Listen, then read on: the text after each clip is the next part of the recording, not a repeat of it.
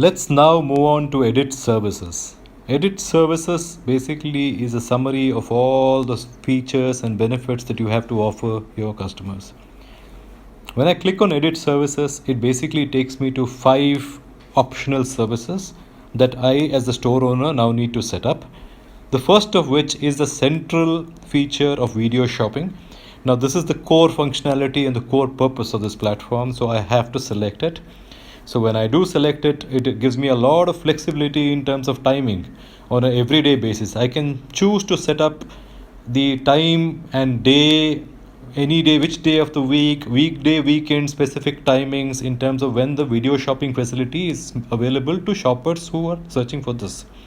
For example, in this particular store, Jankar Beats, I have decided that I will offer video shopping on all days, and by default it has picked up the store opening time and store closing time, so it takes the full time and it shows that it has been set up for all the days.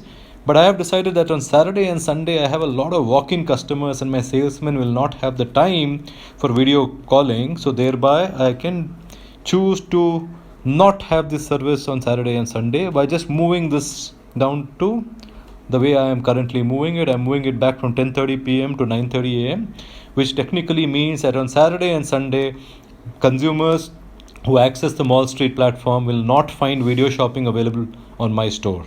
Okay, so now I also decide that, say, on Thursday is the day that I typically go visit a temple, and I lose my afternoon time. I typically close the store after 2 o'clock in the afternoon or 3 o'clock in the afternoon. So I can change the time and say, okay, on Thursday the facility is only available till 3 p.m. So this is the way you would basically set up your video shopping. Next, we go to reserve items. Reserve items is a very unique feature which allows people who do video shopping at your store and who like certain items but have kind of not made up their mind in terms of purchasing it right away.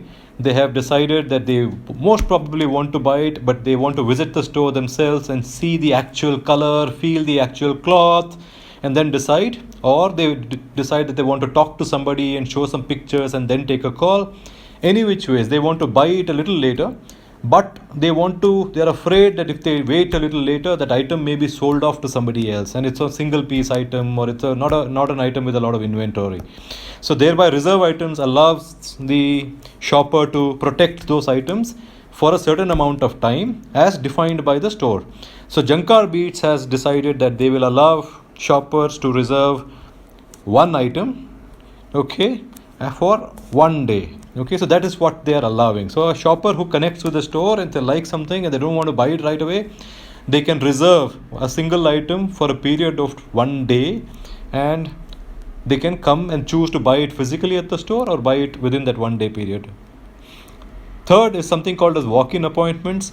Walk-in appointments is meant to enable ease of access for shoppers to a store.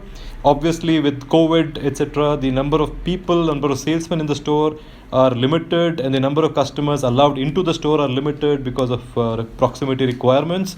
So thereby, walk-in appointments become a little important from a point of view of scheduling certain time slots when you can get serviced by store personnel readily and you don't have to wait. This module is not yet live and will go live shortly. As far as delivery options is concerned, you have an option to set up your delivery options.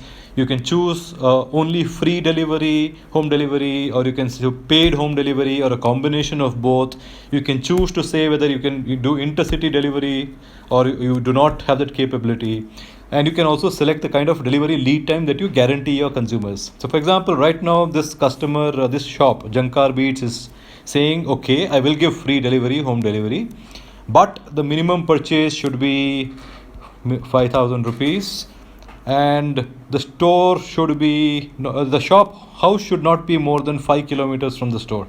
So then I will give free service, free delivery.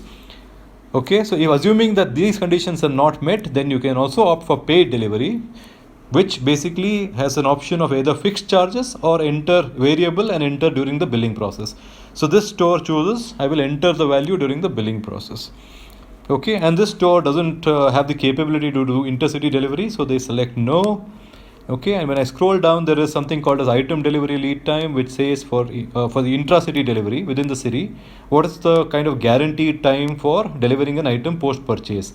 So Jankar Beat says same day delivery. I will ensure that the item reaches you the same day as purchase. So these are all the commitments, or these are all the benefits, or the delivery related efficiencies or promises that you make to the consumer shopper. So I shall save this. So that's completes delivery options, and we'll move to the last of the services, which is called as e-commerce. So when I select e-commerce, this is asks for a whole lot of details in terms of your account name, account number, account type, bank, etc. This is required for us to process any consumer transacting.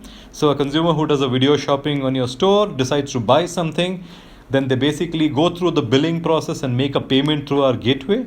And for us to be able to route that payment instantly to your bank account, this is where you basically enter the bank account to which the money needs to be remitted. So in this particular, to move this process forward, I'm just making some entry here. Account name, say I'm entering as Junaid. Account number 1 2 3 4 5 6 7 8 9 0 1 2. I reconfirm the number 3 4 5 6 7 8 9 0 1 2. Account type, I select it as current. Bank name, okay. Branch address, yeah, Manipal Center maybe.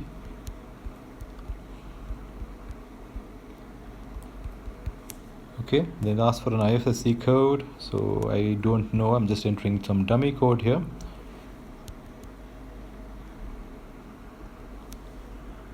So I've completed all of this, and then there is one more additional field here called enter returns and exchange policy. So this again is very important for different stores to select different options. Okay, now obviously the better, the more the benefits and more the services that you offer the consumer, the more likely that they will look at your store. So you may choose to enter whatever is appropriate from your return and exchange policy. So for this particular store, I am entering no returns, exchange with bill up to 7 days. Okay, so that's what I'm entering here, and I save. So with that, we have completed entering all relevant services for Jankar Beats, from video shopping to reserve items to delivery options to e-commerce. So we shall now save these settings, that saving the services that we have saved. And from here, we basically come back to the store setup page, where there is an option for you to edit services should you feel like changing anything at any time, or there's an edit store through which all the store related content can be edited any given point of time. Now we shall show one more aspect of setting up the store. This is the last, which is in terms of setting up any new offers or events. For example, Jankar Beats, being a new store on the platform, has decided that they want to make a 10% offer, price off to all consumers on certain items. So they can create a new offer here, say get 10% off. Okay, and this is on select items. Start date is today, and the close date is say 1 week from now, so till 10th of September. And since there are no brands that we entered, and it's applicable on select items, so we don't select any brand and create the offer. So the offer is now created pending approval from our side. The approval is largely from a point of view of quality control, to ensure that there is one more pair of eyes that looks at every offer before it is approved. And typically, once again, the approval process is standard and should not take too much time. So it is as good as real time. So with this, we complete the entire store setup part of master. We now get to one small section called setting up of users. Now, you being the store owner, and since you started the whole registration process, your name appears and number appears right up front as the owner head. So you have access to every functionality on this app, including some of the benefits and features, and everything else access is only with you. The people below you can't change something unless you provide them permission to do so. So, but people in the store who run the video calls, people who raise bills are different. They are your cashiers and salesmen. So we need to add them onto the platform. So in this particular case, just to give you a demonstration, I am going to add one user from your store.